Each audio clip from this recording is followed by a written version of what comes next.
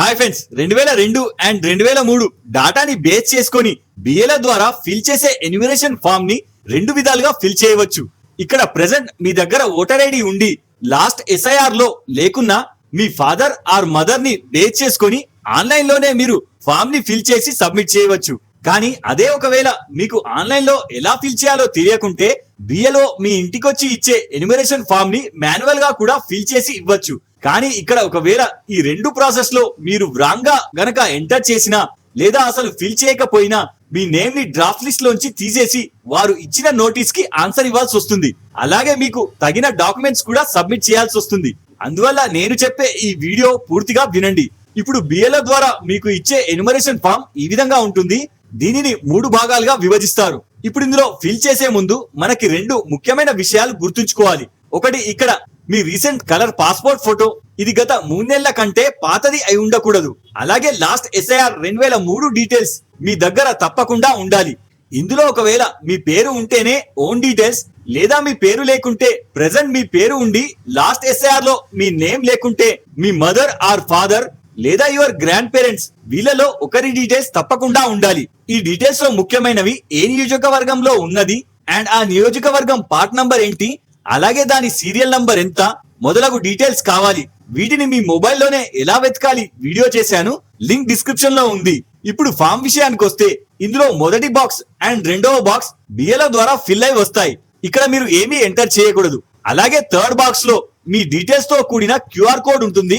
అలాగే fourth box లో మీ recent latest voter list పై ఉన్న మీ ఫోటో ప్రింట్ అయి వస్తుంది. ఇందులో 5th కాలం లో మీ latest passport photo without any sunglasses, without selfie pic ఇందులో మీరు క్లియర్ గా కనిపించాలి. అలాగే దీనిని ఇక్కడ స్టిక్ చేయాలి. ఇది స్టాప్లర్ తో కాకుండా గమ్ తో అంటించాలి. ఇప్పుడు ఫస్ట్ ప్రాసెస్ అయిపోయింది. తర్వాత సెకండ్ బాక్స్, ఇందులో మీ పేరెంట్ ఓటర్ లిస్ట్ ని బట్టి పర్సనల్ డీటెయిల్స్ ఫిల్ చేయాలి. ఇందులో ముఖ్యంగా మొదటిది మీ డేట్ ఆఫ్ బర్త్. ఇక్కడ కేవలం మీ లేటెస్ట్ చివరిసారి జారీ చేయబడ్డ ఓటర్ కార్డ్ లో ఉన్న విధంగా మీ డేట్ ఆఫ్ బర్త్ ని ఎంటర్ చేయండి. ఒకవేళ మీ ఓటర్ ఐడిలో కేవలం ఇయర్ మాత్రమే మెన్షన్ చేసి ఉంటే ఫస్ట్ 4 కాలమ్స్ బ్లాంక్ గా వదిలి చివరి 4 కాలమ్స్ లో ఇయర్ ని మెన్షన్ చేయాలి. తర్వాత కింద ఆధార్ నంబర్, ఇది ఆప్షనల్ కాబట్టి ఇన్ ఫ్యూచర్ లో మీకు అన్ని ఆన్లైన్ ద్వారా చేసుకుంటాను అనుకుంటే నంబర్ మెన్షన్ చేయండి. లేదా ఒకవేళ మీరు నంబర్ ఇవ్వడంలో ఇన్సెక్యూర్ గా ఫీల్ అవుతే రాయనవసరం లేదు. తర్వాత ఇక్కడ మీ వర్కింగ్ మొబైల్ నంబర్ ని ఎంటర్ చేయాలి. ఒకవేళ మీకు ఫోన్ లేకుంటే మీ ఫ్యామిలీలో ఎవరిదన్నా రాయవచ్చు. తర్వాత కింద applicant father present voter card పై ఉన్న నేమ్ ని ఓటర్ కార్డ్ లో ఉన్న విధంగానే ఎంటర్ చేయాలి. తర్వాత కింద మీ ఫాదర్ లేటెస్ట్ చివరిసారిగా జారీ చేసిన ఎపిక్ నంబర్ అంటే ఓటర్ ఐడి నంబర్ ని ఎంటర్ చేయాలి. తర్వాత కింద ఇదే విధంగా సేమ్ మీ మదర్ ఓటర్ కార్డు పై ఉన్న నేమ్ ని యాజ్ ఇట్ ఈస్ గా ఇక్కడ ఎంటర్ చేసి దాని కింద మదర్ ఎపిక్ నంబర్ ని ఇక్కడ ఎంటర్ చేయాలి. తర్వాత కింద స్పౌస్ అంటే హస్బెండ్ ఆర్ వైఫ్, ఒకవేళ మ్యారీడ్ అయితేనే ఇక్కడ వారి నేమ్ అండ్ కింద ఎపిక్ నంబర్ ఎంటర్ చేయండి. లేదా unmarried or divorced or widow అయితే రాయాల్సిన అవసరం లేదు. ఇప్పుడు పైన మీ father or mother voter ID number అనేది మీరు రాయడం ఆప్షనల్, ఇష్టం ఉంటేనే రాయవచ్చు. ఒకవేళ ఇన్ఫర్మేషన్ లేకుంటే కేవలం నేమ్ ఎంటర్ చేసి వదిలేయండి. ఇప్పుడు థర్డ్ బాక్స్ లో 2 పోర్షన్స్ ఉంటాయి. వీటిలో ఈ రెండింటిని ఫిల్ చేయాల్సిన అవసరం లేదు. కేవలం ఏదన్నా ఒకటి మాత్రమే ఫిల్ చేస్తే సరిపోతుంది. కానీ దానికి ఒక కండిషన్ ఉంటుంది. ఇక్కడ ఒకవేళ లాస్ట్ ఎస్ఐఆర్ 2003 ఓటర్ లిస్ట్ లో మీ పేరు ఉండి ఉంటే ఫస్ట్ పోర్షన్ లో మీ డీటెయిల్స్ ఫిల్ చేయాలి. అదే ఒకవేళ 2003 నుంచి 2026 ప్రెసెంట్ వరకు మీకు ఓటు హక్కు కొత్తగా వచ్చి ఉంటే అలాంటి సందర్భంలో మీ నేమ్ లాస్ట్ ఎస్ఐఆర్ లిస్ట్ లో ఉండదు. కానీ మీ పేరెంట్స్ అయిన father or mother or grandparents వీళ్ళకి మాత్రం తప్పకుండా ఉంటుంది. కాబట్టి వాళ్ళలో ఎవరిదైనా ఒకరిది డీటెయిల్స్ ఈ పోర్షన్ లో ఎంటర్ చేస్తే సరిపోతుంది. ఈ కండిషన్ ని గుర్తుంచుకొని ఏదైనా ఒక పోర్షన్ ని మాత్రమే ఫిల్ చేయాలి. ఇప్పుడు ఇందులో ఫస్ట్ కేస్ ని బట్టి చూస్తే మీ నేమ్ ని లాస్ట్ ఎస్ఐఆర్ లిస్ట్ లోంచి సెర్చ్ చేయాల్సి ఉంటుంది. ఇది మీకు 2002 నుంచి మీ ఓటర్ ఐడి మారకుండా అదే కార్డ్ పై ఓటు వేసి ఉంటే డైరెక్ట్ గా మీ ఓటర్ స్లిప్ డౌన్లోడ్ చేస్తే అందులో మీ consistency number and part number and serial number ని నోట్ చేసుకొని ఇక్కడ ఎంటర్ చేయాలి. ఒకవేళ మీ లేటెస్ట్ ఓటర్ ఐడిలో ఎపిక్ నంబర్ మారితే మాత్రం మీరు ఖచ్చితంగా లాస్ట్ ఎస్ఐఆర్ లిస్ట్ ప్రకారమే ఎంటర్ చేయాలి. ఇది మీ మొబైల్లోనే డౌన్లోడ్ చేయవచ్చు. వీడియో డిస్క్రిప్షన్ లో ఉంది, చూసి డౌన్లోడ్ చేసుకోండి. వన్స్ ఆ పీడిఎఫ్ ని డౌన్లోడ్ చేసుకున్నాక ఇందులో లాస్ట్ ఎస్ఐఆర్ ప్రకారం లిస్ట్ లో మీ పేరు ఉన్న విధంగా, ఫర్ ఎగ్జాంపుల్ అప్పట్లో మీకు కేవలం నేమ్ మాత్రమే ప్రింట్ అయి ఇనిషియల్ ప్రింట్ కాకుండా లేదా నేమ్ లో మిస్టేక్ తో ప్రింట్ అయినా సేమ్ అలాగే ఇక్కడ ఎంటర్ చేయాలి. అప్పుడే ఓల్డ్ డాటాతో మ్యాచ్ చేసుకుంటుంది. తర్వాత కింద లాస్ట్ ఎస్ఐఆర్ లిస్ట్ లో మీ నేమ్ తో పాటు పక్కన ఓటర్ ఐడి నంబర్ కూడా కనిపిస్తే ఇక్కడ ఎంటర్ చేయండి లేదా వదిలేయండి. తర్వాత కింద లాస్ట్ ఎస్ఐఆర్ లిస్ట్ లో మీ రిలేటివ్ నేమ్ ఏది ఉంటే అది ఇక్కడ ఎంటర్ చేయండి.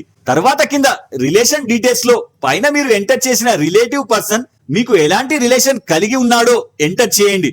తర్వాత కింద డిస్ట్రిక్ట్ కాలంలో లాస్ట్ ఎస్ఐఆర్ లిస్ట్ లో ఉన్న మీ డిస్ట్రిక్ట్ నే ఇక్కడ ఎంటర్ చేయాలి. ఇప్పుడు ప్రెసెంట్ ఆ డిస్ట్రిక్ట్ నేమ్ చేంజ్ అయినా లేదా వేరే నియోజకవర్గంలో కలిసినా అప్పట్లో ఉన్న పేరే ఇక్కడ రాయాలి. తర్వాత స్టేట్ లో ఇప్పట్లో మీరు నివసిస్తున్న స్టేట్ కాకుండా అప్పట్లో ఉన్న స్టేట్ నే ఇక్కడ మెన్షన్ చేయాలి. తర్వాత ఏసీ నేమ్ అంటే మీ కాన్స్టిట్యుయెన్సీ నేమ్ కూడా లాస్ట్ ఎస్ఐఆర్ ప్రకారం ఎంటర్ చేయాలి. తర్వాత కింద మీ నియోజకవర్గం నంబర్ ఎంటర్ చేయాలి. తర్వాత పక్కన పార్ట్ నంబర్ ఇది లిస్ట్ లో ఇక్కడ రాసి ఉంటుంది. తర్వాత పక్కన సీరియల్ నంబర్ ఇది కూడా లిస్ట్ లో మీ పేరు ఏ సీరియల్ నంబర్ లో ఉండేదో ఎంటర్ చేయాలి. తర్వాత పక్క పోర్షన్ ఇక్కడ మీ డీటెయిల్స్ దొరికాయి కాబట్టి ఖాళీగా వదిలేయాలి. తర్వాత కింద అప్లికెంట్ కి సైన్ చేయడం వస్తే ఇక్కడ సిగ్నేచర్ పెట్టాలి లేదా లెఫ్ట్ థంబ్ ఇంప్రెషన్ వేస్తే సరిపోతుంది. తర్వాత ఇక్కడ ఒకవేళ అప్లికెంట్ ఇంటి వద్ద లేకుండా ఈ డీటెయిల్స్ అన్ని అతని రిలేటివ్ ఎంటర్ చేస్తే అతను కూడా ఇక్కడ అప్లికెంట్ ప్లేస్ లో సైన్ చేయవచ్చు. అలాంటి సందర్భంలో పక్కన అప్లికెంట్ కి ఎలాంటి రిలేషన్ అవుతాడో ఇక్కడ మెన్షన్ చేయాలి. తర్వాత పక్క పోర్షన్ లో ఒకవేళ లాస్ట్ ఎస్ఐఆర్ లిస్ట్ లో మీ నేమ్ లేకుండా లేదా అప్పట్లో మీకు ఓటు హక్కు రాకపోయినా అలాంటి సందర్భంలో మాత్రమే ఇక్కడ మీ పేరెంట్స్ మీ mother or father or grandmother or మీ గ్రాండ్ ఫాదర్ ఇందులో ఎవరి డీటెయిల్స్ అవైలబుల్ గా ఉంటే వారిది ఎంటర్ చేయాలి. దాని ప్రకారం మీ పేరెంట్స్ నేమ్ ఇక్కడ ఎంటర్ చేయాలి. అలాగే ఇక్కడ ఒకవేళ మీ ఫాదర్ నేమ్ ఎంటర్ చేసినట్లయితే దాని కింద మీ ఫాదర్ ది అప్పట్లో ఉన్న ఓటర్ ఐడి నంబర్ ఉంటే ఇక్కడ ఎంటర్ చేయండి లేదా వదిలేయండి. తర్వాత కింద ఇన్ కేస్ పైన మీ ఫాదర్ నేమ్ ఎంటర్ చేస్తే మీ ఫాదర్ యొక్క ఫాదర్ గ్రాండ్ ఫాదర్ నేమ్ ఇక్కడ అప్పట్లో ఉన్న ఎస్ఐఆర్ లిస్ట్ ప్రకారం ఎంటర్ చేయాలి. తర్వాత కింద వాళ్ళిద్దరి మధ్య ఉన్న రిలేషన్ ని ఇక్కడ మెన్షన్ చేయాలి. తర్వాత కింద మీ పేరెంట్స్ అప్పట్లో ఏ డిస్ట్రిక్ట్ లో ఉండేవారో లిస్ట్ ప్రకారం ఎంటర్ చేయాలి. తర్వాత కింద 2003లో మీ రిలేటివ్స్ ఉన్న స్టేట్ ని ఇక్కడ ఎంటర్ చేయాలి.